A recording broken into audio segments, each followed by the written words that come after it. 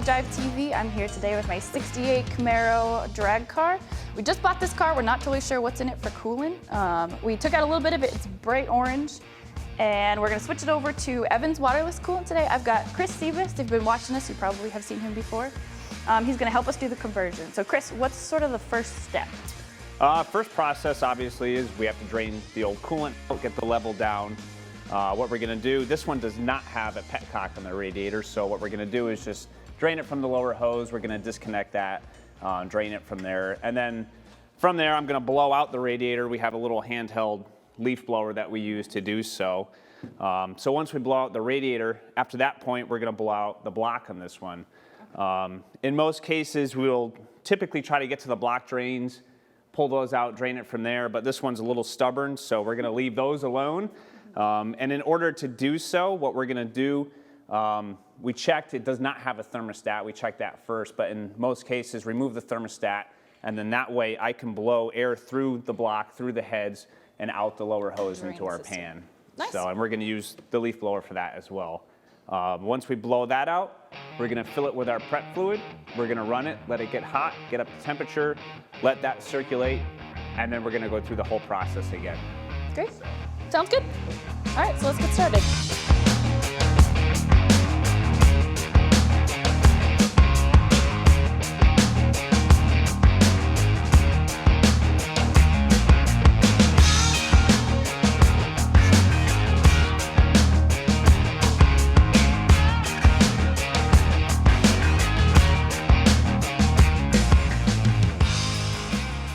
So we drained all the coolant out, we blew out the radiator, so the next step is to blow out the block?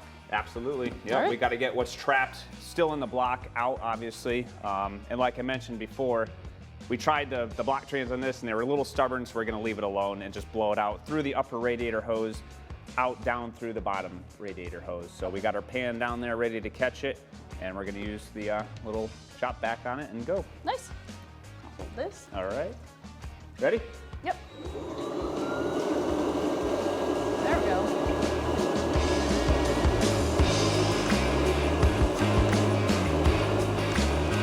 This will take a few minutes.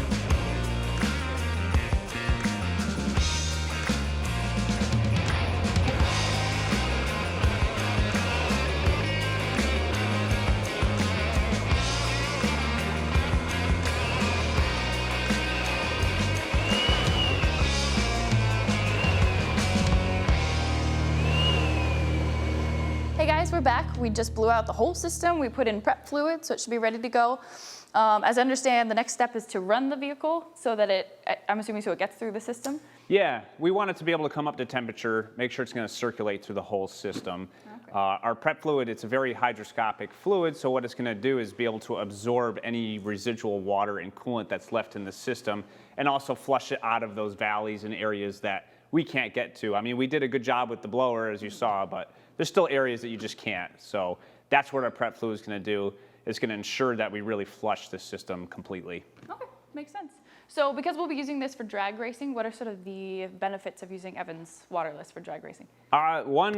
Most people use it, especially for bracket racing. They like it for the heat management aspect of it. What they find is our coolant will typically obviously not boil out on them because a higher boiling point of 375. Therefore, it's not turning to a steam, building pressure and pushing it out of the system or blowing off a hose. But they also like it because it is a very consistent temperature. It maintains a consistency throughout the day when doing bracket racing. And because they know it's going to stay at that same temperature, they know they can tune the car based off of that temperature and it's going to stay there all day. So it seems to help them a lot. So. Nice. Well, that sounds good. All right, well, we're going to run the engine and get the fluid through the system.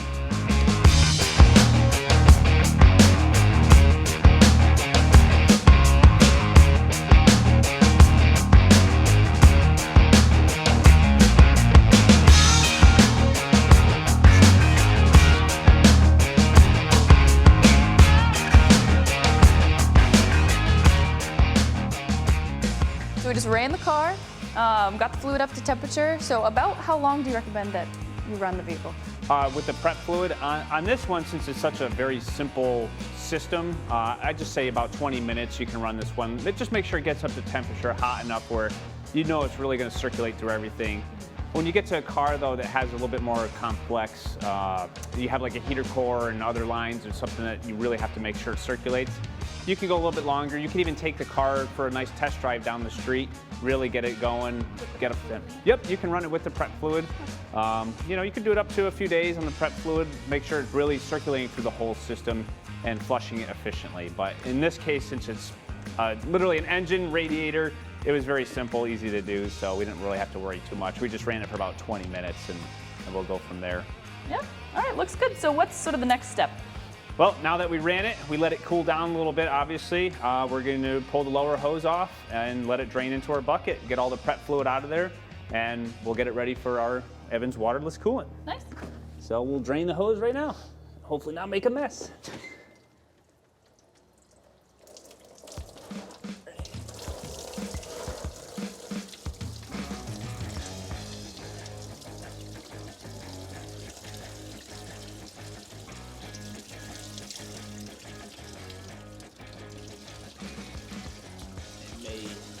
Push the bucket back.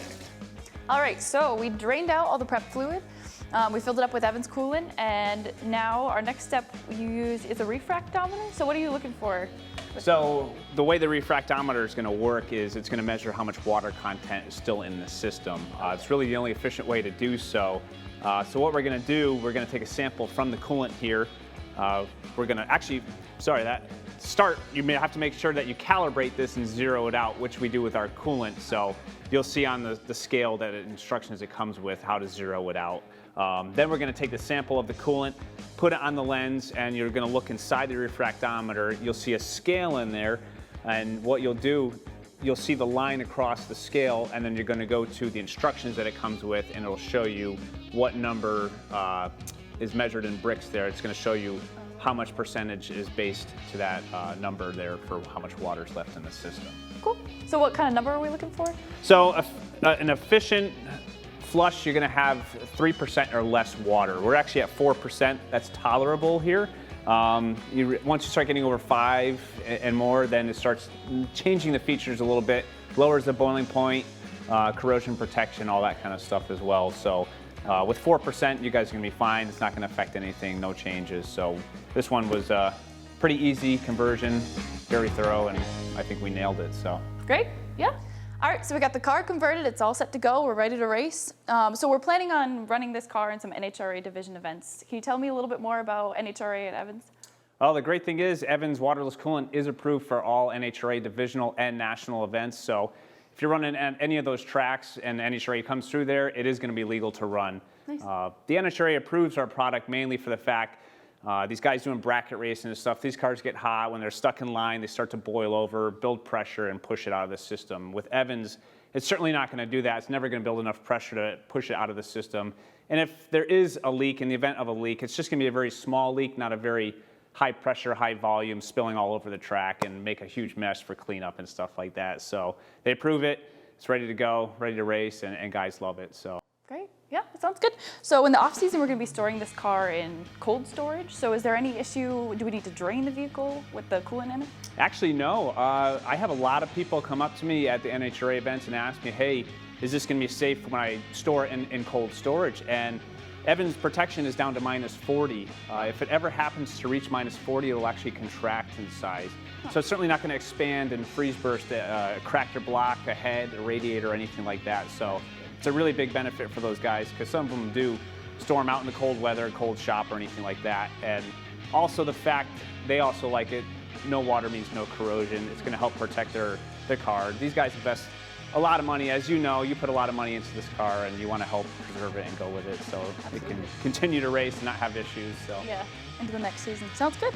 Well, it's wonderful. This is very helpful. We're looking forward to racing with this, and I appreciate you coming out. Britt, thank you. Appreciate it. As always, we're looking forward to it. It's going to be a good season. All right, so my car's all set, but Chris, if someone's looking for Evans Waterless Coolant, where do you recommend that they purchase it? Well, you can certainly find it at any local speed shops nearby. We have a dealer locator on our website. If you're shopping online, you could also go to our website, evanscoolant.com, certainly find it through there. Another couple big players online is Summit, Jegs, Amazon, so it's pretty easy to find. You just got to search it and go. So great, sounds good.